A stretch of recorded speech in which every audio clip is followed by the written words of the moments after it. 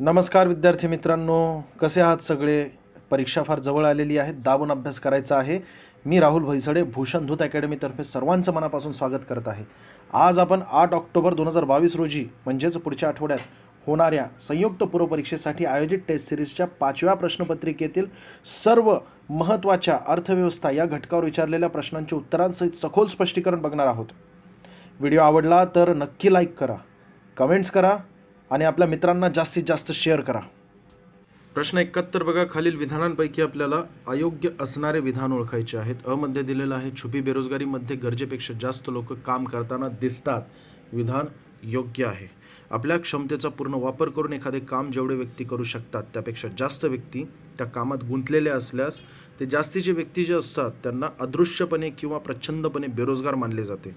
शेतीचे एक क्षेत्र जर एक व्यक्ती आपल्या क्षमतेचा वापर करून पिकवू शकतो तर त्याऐवजी 4 ते 5 लोक ते काम करीत असल्यास ते प्रचंड बेरोजगार मानले जातात. खरे पाहता या व्यक्तींचे काम उत्पादक स्वरूपाचे मुळीच नसते, म्हणजेच त्यांची सीमांत उत्पादकता शून्य किंवा नाममात्र असते. कारण अशा व्यक्तींना व्यवसायातून बाजूला सारले तरी त्यामुळे उत्पादनाच्या पातळीवर मुळीच कुठला परिणाम होत नाही. म्हणून अ विधान या ठिकाणी बरोबर आहे. ब विधान बघा, ग्रामीण भागात जवळपास 20% श्रमशक्ती छुपी बेरोजगारीमध्ये आहे का?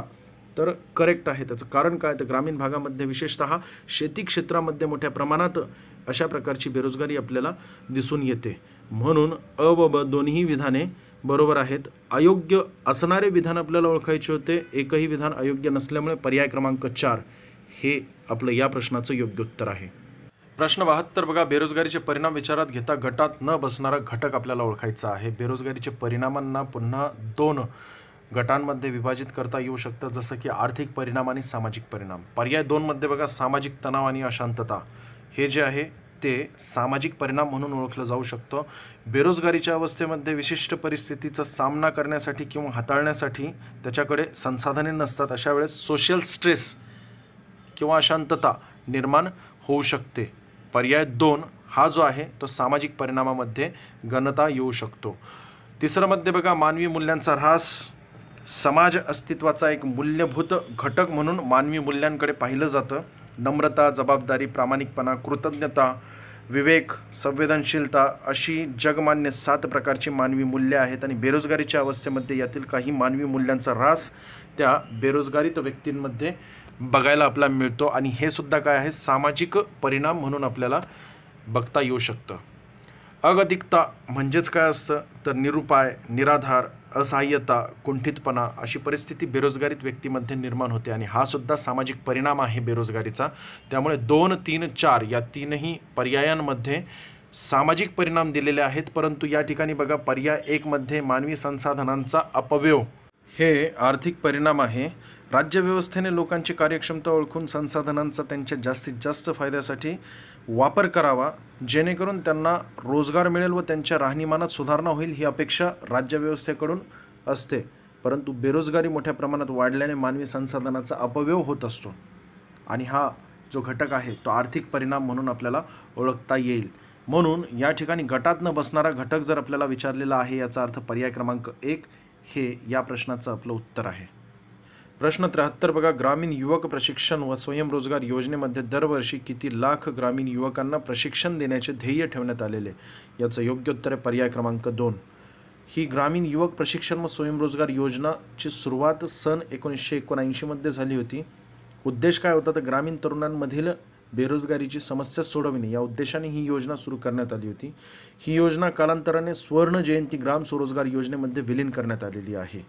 स्वर्ण जयंती ग्राम स्वरोजगार योजनेमध्ये एकूण 6 योजना विलीन करण्यात आल्या होत्या आणि 1 एप्रिल 1999 पासून ही योजना सुरू करण्यात आली होती.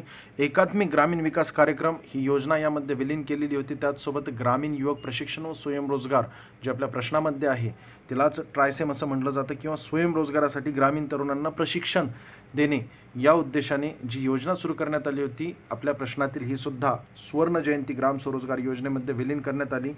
त्यानंतर दशलक्ष विहिरीची योजना म्हणजेच MWS, ग्रामीण क्षेत्रातील स्त्रिया व मुलांचा विकास, गंगा कल्याण योजना, ग्रामीण कारागिरांना सुधारित अवजारांचा पुरवठा या सर्व एकूण 6 योजना मिळून सुवर्ण जयंती ग्राम स्वरोजगार योजनेची सुरुवात 1 एप्रिल 1999 पासून करण्यात आली. ग्रामीण कुटुंबांना बँक पतपुरवठा आणि सरकारी अनुदाने यांच्या सहाय्याने काही उत्पन्न मिळवून देणारी मालमत्ता देऊन 3 वर्षांच्या कालावधीत दारिद्र्य रेषेच्या वर आणणे हे या योजनेचं प्रमुख उद्दिष्ट होतं. कुठल्या तर सुवर्ण जयंती ग्राम स्वरोजगार योजनेचं. यावर प्रश्न येण्याची दाट शक्यता आहे. यापूर्वीही आपण मागच्या प्रश्नपत्रिकेमध्ये एक प्रश्न सुवर्ण जयंती ग्राम स्वरोजगार योजनेबाबत घेतला होता. ग्रामीण भागातील दारिद्र्य रेषेखालील कुटुंबे या योजनेचे लक्ष्य गट होते.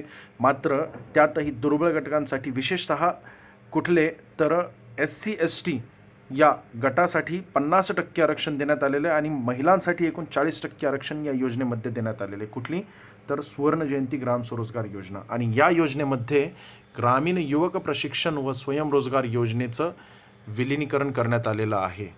पर्याय क्रमांक 2 हे या प्रश्नाचं योग्य उत्तर आहे. पुढील 74वा प्रश्न बघा. प्रगतिशील कर प्रणालीबाबत आपल्याला प्रश्न विचारलेला आहे. एकूण 3 महत्त्वाचे प्रकार पडतात कर प्रणालीचे: प्रमाणशीर कर, प्रतिगामी कर आणि प्रगतिशील कर. उत्पन्नाच्या समप्रमाणात कर आकारणी जर केली जात असेल तर त्याला प्रमाणशीर कर असं म्हटलं जातं. वाढत्या उत्पन्नाबरोबर कराचा घटता दर जर असेल तर त्याला प्रतिगामी कर असं म्हटलं जातं. तर व्यक्तीच्या उत्पन्नातील वाढीसोबत वाढत्या दराने कर आकारणी केली जात असेल तर त्याला प्रगतिशील कर असं म्हटलं जातं. यामध्ये पर्याय 1 मध्ये दिलेलं सरकारच्या उत्पन्नात वाढ होते का या कर प्रणालीमुळे, तर बरोबर आहे. दुसरं बघा, आर्थिक विषमता कमी होते का, हे सुद्धा बरोबर आहे. कमी उत्पन्न गटाला कर आकारणीतून सूट मिळते, तर वाढत्या उत्पन्नासोबत कराची रक्कम आणि कराचा पाया यांचे गुणोत्तर वाढत जाते आणि परिणामी आर्थिक विषमता सुद्धा कमी होते. तिसऱ्यामध्ये दिलेल्या सर्वांना न्याय मिळतो का, हे सुद्धा या ठिकाणी अगदी बरोबर आहे. म्हणून या प्रश्नाचं योग्य उत्तर आहे पर्याय क्रमांक 4. यांपैकी सर्व विधाने बरोबर आहेत. प्रश्न क्रमांक 75 बघा. खालील विधानांपैकी आपल्याला अयोग्य नसणारे म्हणजेच काय योग्य असणारे विधान ओळखायचे आहेत. अ मध्ये दिलेलं निरपेक्ष दारिद्र्याचे निर्मूलन करता येत नाही विधान चुकीचं आहे. देशातील जीवनमान खर्चाचा विचार करून त्या आधारावर एक न्यूनतम उपभोग स्तर निर्धारित केला जातो आणि त्यावरून निरपेक्ष दारिद्र्य मोजले जाते. भारतात या न्यूनतम उपभोग स्तरालाच काय म्हटलं जातं तर दारिद्र्य रेषा असं म्हटलं जातं. या दारिद्र्य रेषेखालील लोकांचा आर्थिक आणि सामाजिक विकास घडवून त्यांना दारिद्र्य रेषेच्या वर आणले जाऊ शकते. म्हणजेच काय आहे तर जगण्यासाठी आवश्यक किमान गरजांचा पुरवठा करून निरपेक्ष दारिद्र्याचे निर्मूलन केले जाऊ शकते. या ठिकाणी करता येत नाही असं दिलं होतं, म्हणून अविधान चुकीचं आहे. ब विधान बघा. सापेक्ष दारिद्र्याचे निर्मूलन करता येत नाही, अगदी बरोबर आहे. त्याचं कारण असं की गरीब आणि श्रीमंत लोकांमधील उत्पन्न, संपत्ती आणि उपभोगाच्या वितरणातील तफावत म्हणजे सापेक्ष दारिद्र्य असतं. सापेक्ष दारिद्र्य हे विकसित देशात आढळतं. कोणत्याही देशात कोणत्याही परिस्थितीमध्ये सर्वांचे उत्पन्न समान असू शकत नाही, म्हणून या ठिकाणी काय आहे तर सापेक्ष दारिद्र्याचे निर्मूलन करताच येऊ शकत नाही. म्हणून या ठिकाणी पर्याय क्रमांक ब केवळ अयोग्य नसणारं विधान आहे. पुढील 76वा प्रश्न बघा. पहिल्यांदा गॅट करारावर 23 देशांनी केव्हा स्वाक्षरी केली होती. आपल्याला स्वाक्षरी विचारली, कार्यान्वित विचारलेलं नाही आहे. तसं म्हटलं तर गॅट 1948 1 जानेवारी, परंतु स्वाक्षरी केलेली आहे एक्झॅक्टली 30 ऑक्टोबर 1947ला. पर्याय क्रमांक 2 हे याचं योग्य उत्तर. गॅट करार कशामुळे केला होता तर दुसऱ्या महायुद्धानंतर जागतिक व्यापाराची पुनर्बांधणी आणि उदारीकरण करून जागतिक अर्थव्यवस्थेला सावरण्यास मदत करणे या उद्देशाने गॅट करार करण्यात आला होता. 23 देशांनी एकत्रित येऊन पहिल्यांदा स्वाक्षरी केली होती. उद्दिष्टे जर आपल्याला विचारली तर जीवनमान उंचाविण्यास मदत करणे, पूर्ण रोजगार स्थिती प्रस्थापित करणे, जागतिक संसाधने विकसित करणे, उत्पादन आणि वस्तूंची देवाणघेवाण वाढविणे आणि आर्थिक विकासाला चालना देणे या उद्देशाने हा गॅट करार करण्यात आला होता. स्थापना म्हणजे कार्यान्वित 1 जानेवारी 1948, स्वाक्षऱ्या केलेल्या आहेत 30 ऑक्टोबर 1947. याच गॅटचं रूपांतर पुढे 1 जानेवारी 1995 मध्ये WTO मध्ये झालेलं आहे. WTOचं long form world trade organisation. तुम्हाला कमेंट्स करायची आहे की एकूण WTOचे सध्याचे सदस्य देश किती आहेत आणि त्याचसोबत त्याचे महासंचालक कोण आहेत. आणि मित्रांनो, मी होईल तेवढी जास्त माहिती प्रत्येक प्रश्नासोबत द्यायचा प्रयत्न करत आहे, ज्याचा तुम्हाला आगामी गट ब, गट क व सर्व सरळ सेवा परीक्षांमध्ये 100% फायदा होईल. व्हिडिओ आवडला असेल तर नक्की लाईक करा आणि आपल्या मित्रांना जास्तीत जास्त शेअर करा. पुढील 77वा प्रश्न बघा. 1991च्या आर्थिक धोरणाअंतर्गत किती उद्योग वगळता इतर सर्व उद्योग परवानामुक्त करण्यात आले होते तर याचं योग्य उत्तर आहे पर्याय क्रमांक 4. एकूण 18 उद्योग जे आहेत वगळता सर्व उद्योग परवानामुक्त करण्यात आले होते. 1948 पूर्वी आपल्या भारतामध्ये मुक्त अर्थव्यवस्था अस्तित्वात होती. 1948ला पहिला औद्योगिक धोरण आपण स्वीकारला आणि त्यानुसार आपल्या भारतामध्ये मिश्र अर्थव्यवस्थेचा स्वीकार करण्यात आला होता. पुढे 1956मध्ये पुन्हा यामध्ये बदल करण्यात आले. 1956चं दुसरं औद्योगिक धोरण यानुसार आपण सोशलिस्ट इकॉनॉमी म्हणजेच समाजवादी अर्थव्यवस्थेचा स्वीकार केला होता. 1991मध्ये आर्थिक संकटात आपली अर्थव्यवस्था सापडली होती. यासाठी आर्थिक सुधारणा करणं फार गरजेचं होतं. या सुधारणेतील महत्त्वाचा भाग म्हणून 24 जुलै 1991 रोजी नवीन औद्योगिक धोरण म्हणजेच न्यू इंडस्ट्रियल पॉलिसी जाहीर करण्यात आली. या धोरणामुळे भारताच्या औद्योगिक धोरणात आमूलाग्र बदल घडून आले. या धोरणाद्वारे काही महत्त्वाचे धोरणात्मक निर्णय घेण्यात आले. त्यानुसार औद्योगिक परवाना पद्धती रद्द करण्यात आली होती. सार्वजनिक क्षेत्राची भूमिका कमी करण्यात आली होती. लघु उद्योग क्षेत्र आरक्षण कमी करण्यात आले. खाजगीकरण व निर्गुंतवणुकीकरण धोरण लागू करण्यात आलं होतं. परकीय गुंतवणूक व तंत्रज्ञानास मुक्त प्रवेश प्रदान करण्यात आले होते. औद्योगिक स्थानिकीकरणाचे धोरण शिथिल करण्यात आले होते आणि या सर्व धोरणांमध्ये टप्प्याटप्प्याने आजपर्यंत अधिक उदारीकरण घडवून आणलं जात आहे. उद्योग विकास व नियमन अधिनियम जो 1951चा आहे त्यान्वये परवाना अनिवार्य असलेल्या उद्योगांच्या यादीचे वेगवेगळे परीक्षण करण्यात आले आहे. सध्या केवळ 5 उद्योग क्षेत्रांसाठी परवाना अनिवार्य करण्यात आलेला आहे. हा सुद्धा पॉईंट फार महत्त्वाचा आहे. सध्या केवळ किती तर 5 उद्योग असे आहेत की ज्यांना परवाना अनिवार्य करण्यात आलेला, अन्यथा सर्व उद्योग परवाना मुक्त करण्यात आलेले आहेत. याचं योग्य उत्तर आहे पर्याय क्रमांक 4. प्रश्न 78 बघा, देशाच्या विकासासाठी डॉक्टर APJ अब्दुल कलाम यांनी सुचवलेलं पुरा म्हणजेच काय तर प्रोव्हाइडिंग म्हणा किंवा provision urban amenities to rural areas म्हणजेच काय तर खेड्यात शहरी सुविधा पुरविणे प्रतिमान हे टिंबटिंब नियोजनाचा दृष्टिकोन दर्शविते. तर याचं योग्य उत्तर आहे पर्याय क्रमांक 2 नवगांधीवादी नियोजनाचा दृष्टिकोन दर्शविते. तत्कालीन राष्ट्रपती डॉक्टर APJ अब्दुल कलाम यांनी 15 ऑगस्ट 2003च्या राष्ट्रपती भाषणामध्ये पुरा प्रतिमानाचा उल्लेख केला होता आणि ग्रामीण भागाला शहरी सुविधांचा पुरवठा म्हणजेच काय तर पुरा ही एक ग्रामीण भागाच्या विकासाची रणनीती असावी असं आपल्या भाषणामध्ये त्यांनी उल्लेख केला होता. सदर योजनेमधील घटक जर आपल्याला विचारले तर एकूण 5 घटक आहेत. पहिला म्हणजे भौतिक जोडणी, दुसरा इलेक्ट्रॉनिक जोडणी, तिसरा ज्ञान जोडणी, चौथा आहे आर्थिक जोडणी आणि 5वा आध्यात्मिक जोडणी आहे. घटक 5 विचारले जाऊ शकतात किंवा 5 पैकी कुठला नाही पर्यायांपैकी असंही आपल्याला विचारलं जाऊ शकतं. पर्याय क्रमांक 2 हे याचं योग्य उत्तर आहे. 79वा प्रश्न बघा, एखाद्या वस्तू किंवा सेवेची मागणी निर्धारित करणारे घटक आपल्याला विचारलेले आहेत. किंमत जर वस्तूची कमी झाली तर मागणी त्याची वाढते, परंतु गिफेनचा विरोधाभास जर आपण बघितला तर कनिष्ठ किंवा हलक्या प्रतीच्या वस्तूंच्या किमती कमी झाल्या तरी त्यांच्या मागणीमध्ये वाढ होत नाही. त्याचसोबत अन्नधान्याच्या किमती कमी झाल्यास अधिक खरेदी न करता शिल्लक उत्पन्नामधून इतर दुय्यम गोष्टी विकत घेतल्या जातात. हा गिफेनचा विरोधाभास सांगतो. ब मध्ये बघा, जर उत्पन्न वाढले तर मागणी वाढते, उत्पन्न कमी झाले अन्नधान्याचे तरीसुद्धा मागणी वाढते. क मध्ये बघा, उपलब्ध पर्यायी वस्तू जर असतील तर त्या उपलब्ध पर्यायी वस्तूंची मागणी वाढते. जाहिरात जर केली किंवा मार्केटिंग केली तरीसुद्धा वस्तूंची मागणी वाढते. म्हणून या ठिकाणी एखाद्या वस्तू किंवा सेवेची मागणी निर्धारित करणारे घटक हे 4ही आहेत. म्हणून पर्याय क्रमांक 4 हे याचं योग्य उत्तर आहे. पुढील 80वा प्रश्न बघा, खालील विधाने आपल्याला विचारात घ्यायची आणि योग्य विधान ओळखायचं आहे. अ मध्ये दिलेल्या वाढत्या उत्पन्नासोबत व्यक्तीचा प्राथमिक गरजांवरील खर्च वाढतो का? तर चुकीचं आहे. कारण काय आहे की समजा आपण उदाहरणासाठी घेतलं की एखाद्या व्यक्तीचं उत्पन्न 10,000 रुपये आहे आणि प्राथमिक वस्तूंवरील तो खर्च 1,000 रुपये करत असेल. याचा अर्थ काय आहे की एकूण 10% खर्च तो प्राथमिक वस्तूंवर करत आहे, परंतु प्राथमिक गरजांवर करत आहे. परंतु समजा त्याचं उत्पन्न वाढलं 1,00,000 रुपये झालं, याचा अर्थ असं नाही आहे की त्याचं प्राथमिक गरजांवरील खर्च जो आहे तो 10,000 रुपये होऊन जाईल.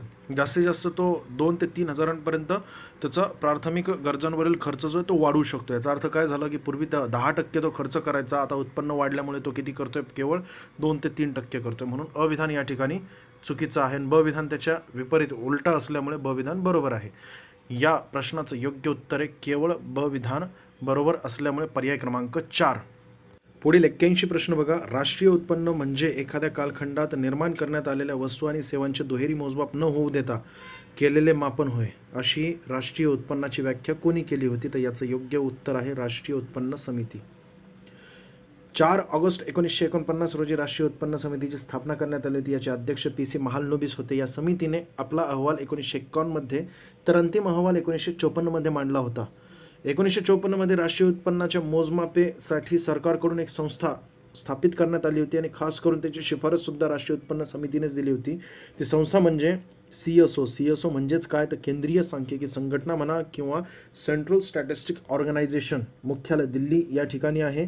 राष्ट्रीय उत्पन्नाचे मोजमाप करणे हेच या संस्थेचे प्रमुख कार्य आहे. CSO मार्फत स्थिर किमतींना राष्ट्रीय उत्पन्नाची गणना करण्यासाठी एखादे वर्ष आधारभूत वर्ष म्हणून गृहीत धरले जाते. सध्या 2011-12 हे आधारभूत वर्ष आहे. हे महत्त्वाचा मुद्दा होता. आणि त्याचसोबत या राष्ट्रीय उत्पन्न समिती ज्याची स्थापना 4 ऑगस्ट 1949 रोजी झाली होती, या राष्ट्रीय उत्पन्न समितीने राष्ट्रीय उत्पन्न म्हणजे एखाद्या कालखंडात निर्माण करण्यात आलेल्या वस्तू आणि सेवांचे दुहेरी मोजमाप न करता केलेले मापन म्हणजेच काय तर राष्ट्रीय उत्पन्न, अशी व्याख्या केलेली आहे. पर्याय क्रमांक 4 हे याचं योग्य उत्तर आहे. पुढील प्रश्न 82 बघा. खरेतर उत्पन्नामध्ये कोणते घटक समाविष्ट होतात? तर शुल्क आहे, कर्ज आहे, विशेष कर आहे, त्याचसोबत सार्वजनिक वस्तू आणि सेवांची किमती आहेत, विशेष अधिभार आहे, दंड आणि दंडात्मक रकमा आहेत, भेटी, अनुदान व देणग्या या सर्व खरेतर उत्पन्नामधील महत्त्वाचे घटक आहेत. पर्याय क्रमांक 4 हे याचं योग्य उत्तर आहे.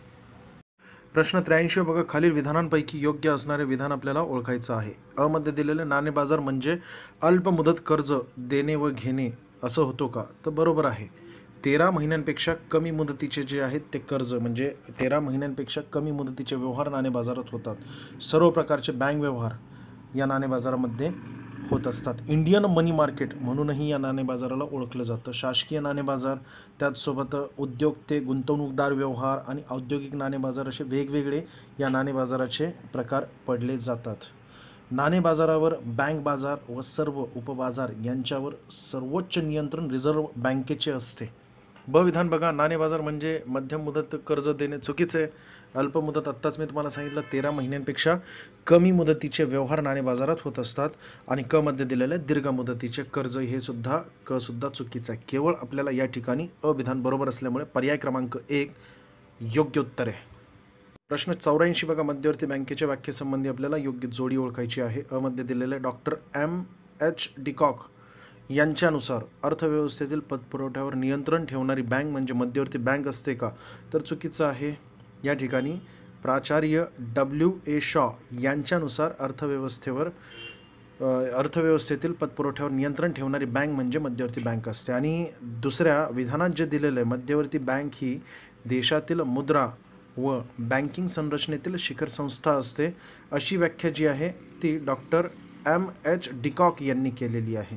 म्हणजेच काय की फक्त वरची व्याख्या जी आहे ती डॉक्टर W.A. शॉ यांनी केलेली आहे, तर खालची व्याख्या म्हणजेच मध्यवर्ती बँक ही देशातील मुद्रा व बँकिंग संरचनेतील शिखर संस्था असते अशी व्याख्या डॉक्टर M.H. डिकॉक यांनी केलेली. म्हणून दोनही विधाने चुकीची असल्यामुळे पर्याय क्रमांक 2 हे 84व्या प्रश्नाचं योग्य उत्तर आहे. शेवटचा 85वा प्रश्न बघा. IMF मधील भारताचा वाटा कितव्या क्रमांकावर आहे? साधारण प्रश्न आहे, परंतु तरीसुद्धा अशा प्रश्नांमध्ये मोठ्या प्रमाणात चुका होऊ शकतात. 13व्या क्रमांकाचा आहे आपला भारत. एकूण जर आपण बघितले देश तर अमेरिकेचा सर्वाधिक वाटा आहे, एकूण 16.50% वाटा IMF मध्ये आहे. सेकंड नंबरचा जपान आहे ज्याचा 6.14% वाटा आहे IMF मध्ये.